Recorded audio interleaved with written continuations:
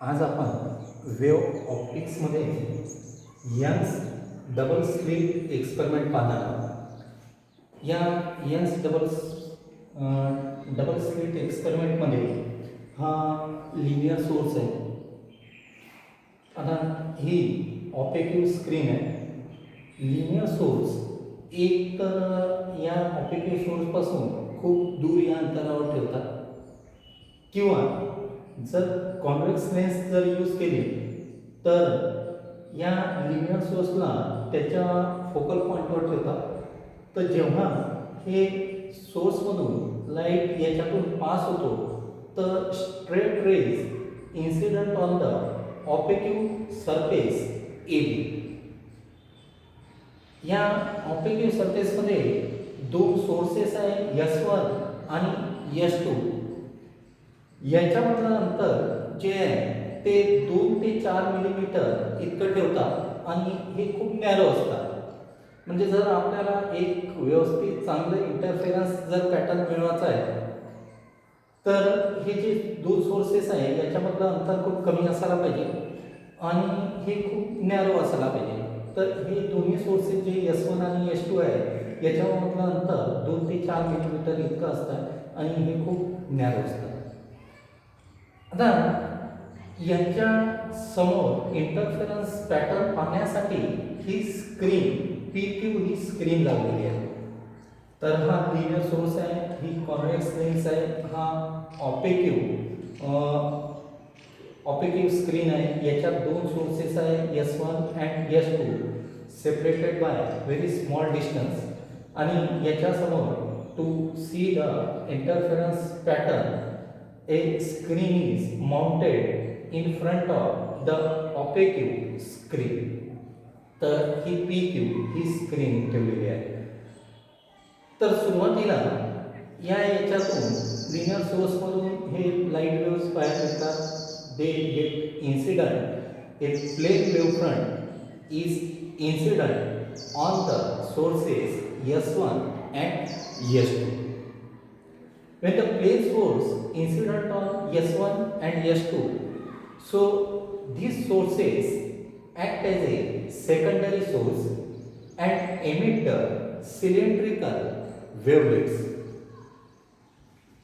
They move in the forward direction to the right of the opaque screen. आणि हे secondary जे वेव्हलेट्स समोर जात आहे दोन्ही सोर्सेसमधून सेम फ्रिक्वेन्सीचे हे सेकंडरी वेव्हलेट्स आहेत ते they get interfere with each other and the interference pattern is obtained on the screen PQ. तर जेव्हा आपण इथं हे पाहतो इंटरफेरन्स पॅटर्न तर आपल्याला सेंटरमध्ये ब्राईट फ्रिंज मिळतात. तर याच्या सेंटरमध्ये एक वेव्हची जी क्रिस्ट आहे दुसऱ्या वेव्हच्या क्रिस्ट सोबत, किंवा एक वेव्हची ट्रफ जी आहे ते दुसऱ्या वेव्हच्या ट्रफ सोबत कोइन्साइड होतात. आणि या प्रकारे आपल्याला सेंटरमध्ये कन्स्ट्रक्टिव्ह इंटरफेरन्समध्ये जो फ्रिंज आहे ते ब्राईट मिळतात. तर इथं सेंटरमध्ये आपल्याला ब्राईट फ्रिंज मिळतो.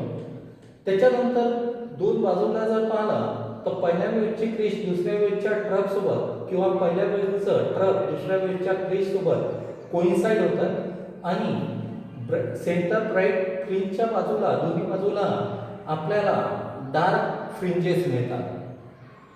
त्याच्यानंतर परत त्या डार्क फ्रिंजेसच्या बाजूला ब्राईट फ्रिंजेस मिळतात आणि त्याच्या बाजूला आपल्याला डार्क फ्रिंजेस मिळतात.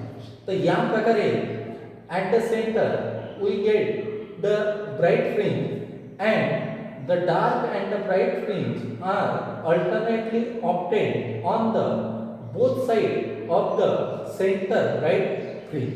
तर या प्रकारे हा इंटरफेरन्स पॅटर्न मिळतो.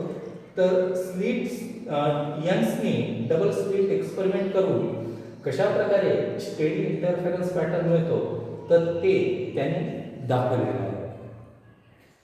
त्याच्यानंतर आपल्याला पाहायचं आहे इंटेन्सिटी डिस्ट्रीब्युशन. तर हे दोन सोर्सेस आहेत, या दोन सोर्सेसमधून वेव्ह जे आहे त्या स्क्रीनवर पी पॉईंटवर इथं येत आहे आणि या पॉईंटवर ते इंटरफेअर होत आहे.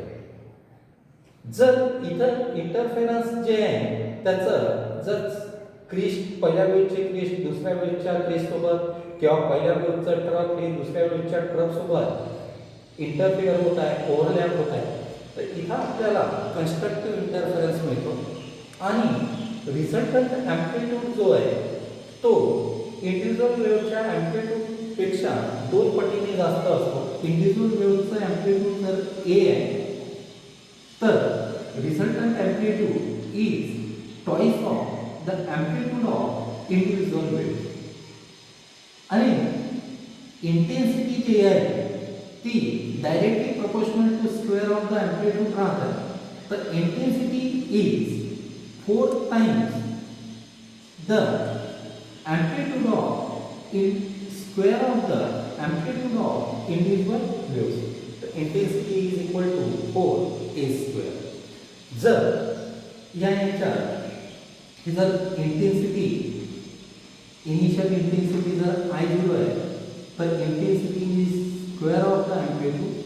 तर या ठिकाणी या पी पॉईंटवर कन्स्ट्रक्टिव्ह इंटरफेरन्स जर होत आहे, ब्राईट पॉईंट मिळत आहे, तर resultant intensity is 4 times the intensity of individual waves. ठीक आहे. याच्यात आपण पाहणार की हा सोर्स S1 आणि S2 याच्यातून हे वेव्स निघत आहे सेकंडरी वेव्हलेट्स, हे या पी पॉईंटवर इथं ओव्हरलॅप होत आहे. जर हा पॉईंट कन्स्ट्रक्टिव्ह इंटरफरन्स असेल म्हणजे पहिल्या वेव्हचे क्रिस्ट दुसऱ्या वेव्हच्या क्रिस्टसोबत किंवा पहिल्या वेव्हचा ट्रफ दुसऱ्या वेव्हच्या ट्रफसोबत कोइन्साइड होत आहे, तर इथं जो रिझल्टंट ॲम्प्लिट्यूड मिळाला तो आपल्याला इंडिव्हिज्युअल वेव्हच्या ॲम्प्लिट्यूडच्या डबल मिळणार. A is equal to twice of ए.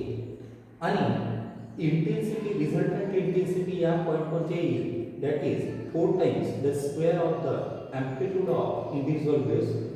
किंवा initial each waves having the intensity, initial intensity is I0. I0 is directly proportional to A0.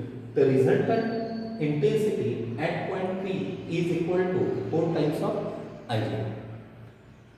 जर समजा इथं डिस्ट्रक्टिव्ह इंटरफेरन्स मिळत आहे म्हणजे डार्क पॉईंट मिळत आहे. डार्क पॉईंट केव्हा की पहिल्या वेव्हची क्रिस्ट ही दुसऱ्या वेव्हच्या ट्रफसोबत किंवा पहिल्या वेव्हचा ट्रफ हे दुसऱ्या वेव्हच्या क्रिस्टसोबत ओव्हरलॅप होत आहे, तर इथं आपल्याला डार्क पॉईंट मिळणार.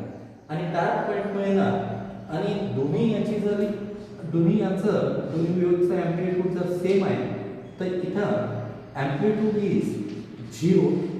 Resultant amplitude at point P is 0 and intensity is also 0.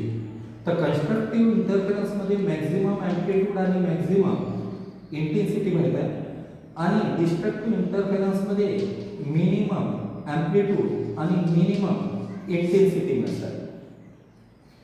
आता याच्यात इथं जे दोन सोर्सेसमधून जे वेव्स इथं पी पॉईंटवर येत आहेत त्याची इंटेन्सिटी जी आहे intensity at point P on the screen where हे दोन जे सोर्सेसमधून हे वेव्हलेट्स इथं पी पॉईंटवर येत आहे याच्यामध्ये जर फेज डिफरन्स फाय आहे, the phase difference between two waves is five. तर पहिल्या सोर्समधून जे वेव्स निघत आहे त्याचं जे इक्वेशन राहणार the two waves from S1 and S2 reaching at point P is given by पहिल्या वेव्हचं E1 is equal to E0 sine omega T आणि फेज डिफरन्स फाय असल्यामुळे सेकंडचं जे आहे E2 is equal to E0 sine omega T plus phi. याचं जे incident intensity आहे प्रत्येक वेव्हची जी इंटेन्सिटी आहे ती आहे I0 is square of the amplitude. The I0 is equal to square of the initial amplitude. So that is E0 square. मग हे तुम्ही प्रत्येकाचं आपण इक्वेशन लिहिलेलं आहे. याचं रिझल्टंट जे ॲम्प्लिट्यूड राहील the resultant intensity is given by E is equal to E0 sin omega t plus E0 sin omega t plus phi. याला जर या इक्वेशनला सॉल्व केलं तर शेवटी आपल्याला हे मिळत आहे की E is equal to twice E0 cos phi by 2 into sin omega t plus phi by 2. तर या ह्याच्यात हे जे आहे twice E0 cos phi by 2 is the resultant amplitude. So resultant amplitude is twice E0 cos phi by 2 आणि resultant intensity म्हणजे resultant amplitude चा square. The resultant intensity is equal to mod of twice E0 cos phi by 2 whole square or 4 I0 cos square phi by 2. तर या प्रकारे आपण resultant amplitude आणि resultant intensity पाहिलेले आहे.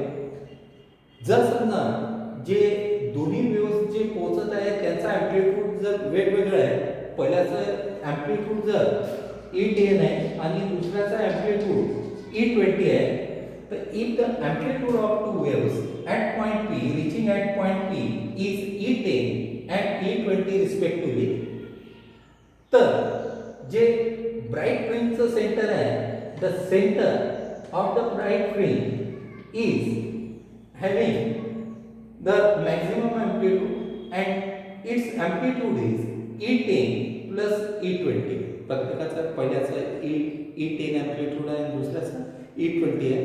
तर ते त्या पॉईंटवर जेव्हा P पॉईंटवर येतात इथं आपल्याला ब्राइट पॉईंट मिळत आहे.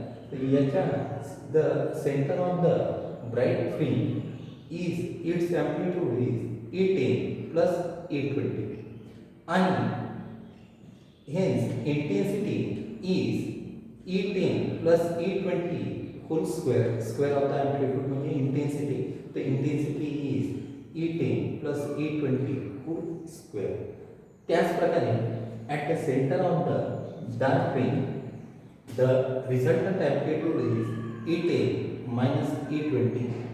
इधर हे इंटेन्सिटी मॅक्सिमम राहणार आणि at the centre of the dark fringe the resultant amplitude is E10 minus E20 आणि रिझल्टंट इंटेन्सिटी जे आहे ती राहील mod of E10 minus E20 whole square.